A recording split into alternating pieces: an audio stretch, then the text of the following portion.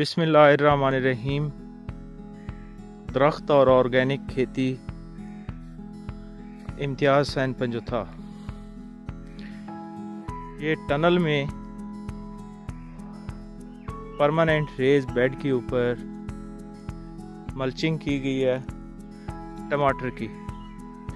माशाल्लाह बहुत अच्छा फल है, किसी किस्म का कोई केमिकल यूज़ नहीं किया गया। ये देखें माशाल्लाह टमाटर, बहुत अच्छा टमाटर है।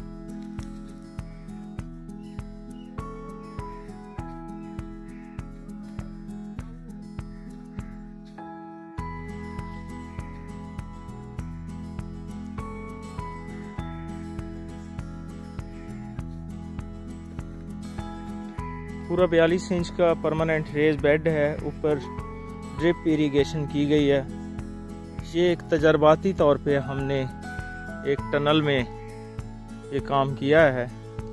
टमाटर माशाल्लाह बहुत अच्छी इनकी ग्रोथ भी हुई है, बगैर किसी खाद के, बगैर किसी केमिकल के। हर पौधे के साथ अलग-अलग मल्चिंग की गई है, पूरे बेड को कवर नहीं किया गया। मल्चिंग थोड़ी होने की वजह से माशाल्लाह फल देखें, शानदार खूबसूरत फल, चमकदार।